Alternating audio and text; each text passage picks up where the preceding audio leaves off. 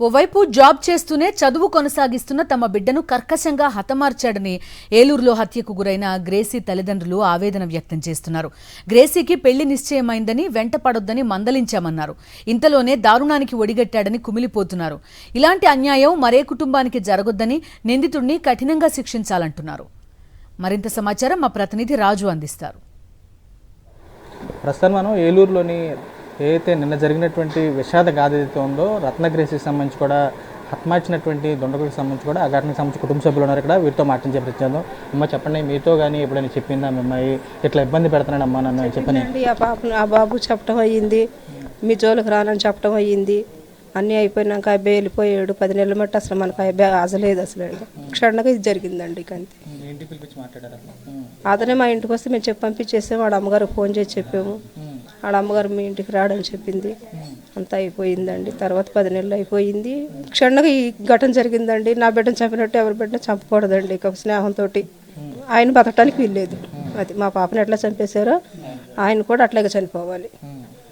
అది ఎలా జరిగింది అనేది అసలు మాకు బయటికి రావాలి. ముందు ఆయన బే చేశాడా, ఎవరైనా చేయించారా, లేదనుకుంటే అసలు ఏం జరిగింది వెనకాల అనేది బయటకు రావాలి. మాకు పాప నా బిడ్డ అండి, చిన్న బిడ్డ. నా అందరికంటే ఎంతో గారంగా పెంచుకున్నాను నేను.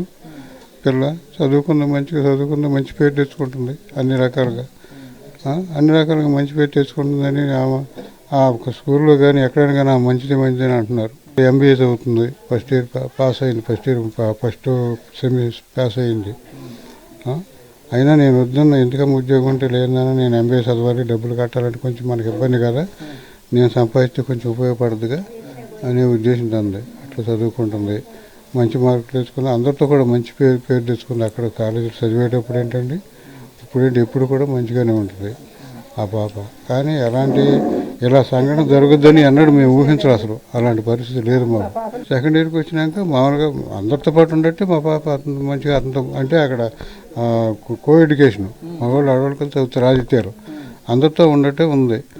అయినప్పుడు అతను ఏదో ఉద్దేశం ఉండి ఏమో నేను ప్రేమిస్తున్నాను చేసుకోవడానంటే నేను అట్లా చేసుకున్నాయా, మా నాన్నవాడు మా అమ్మవాడు చూసిన సంబంధం చేసుకుంటా కానీ నేను అటుపడి అటు చేసుకోను అని ఉంది. అయినా సరే ఫ్రెండ్లాగా ఉంటున్నారు, మంచిగా ఉంటున్నాడు, మాట్లాడుతున్నాడు అన్ని రకాలుగా. అతనేమో హాని చేయడానికి ఉద్దేశం కూడా మాకుంది అనిపించింది ఫస్ట్. మరి ఇప్పుడు ఇట్లా హాని చేస్తాడని అసలు తలంపే లేదు మాకు, తలంపు లేదు. ఆడ అమ్మగారికి ఇట్లా ఒకసారి ఉంటే, అమ్మ మరి పరిస్థితి మీకు ఒక ఆడపిల్ల ఉంటే మీకు తెలుస్తుంది కదా విధానం, మీ అబ్బాయి మా అమ్మాయి జోలికి రావద్దు, ఆయన తెప్పులు ఆయన పడుకోమని మేము తెప్పులు మందులు చెప్పాము. ఆ అమ్మకు ఫోన్ చేసి చెప్పాము, ఈ కుర్రోడు చెప్పాము, అయ్యా ఎప్పుడు అట్లా చేయబాకరని. సర్లే అన్నాడు, వెళ్ళిపోయాడు. ఆడమ్మ కూడా మీ జోలికి రాలేదమ్మా, మీ అమ్మాయిని ఎవరికైనా చేసుకోండి, మా అబ్బాయిని ఎవరికైనా చేసుకుంటాను, అసలు మనకి ఎలాంటి సంబంధం లేదు ఇక అని. అయినప్పుడు కూడా మరి అనుకోకుండా ఈ సంఘటన జరిగింది. వాళ్ళ కుటుంబం పైన చర్య తీసుకోవాలి, వాళ్ళ తల్లిదండ్రుల పట్ల చర్య తీసుకోవాలి. ఆ పిల్లడు బ్రతకడానికి వీల్లేదు అంతే. మా పిల్లల్ని కర్కశంగా చంపినందుకు ఆ అబ్బాయి కూడా చనిపోవాలి. అదే మేము కోరుకుంటుంది. మా కుటుంబం న్యాయం కావాలి. పెళ్లి చేసుకుని సరిపోయి చంపేయకోకుండా అది మా కుటుంబం న్యాయం జరగాలి అంతే మేము చెప్పేది. ఇంకా ఈ కుటుంబానికి జరిగిన అన్యాయం ఇంకెవరికి జరగకూడదండి.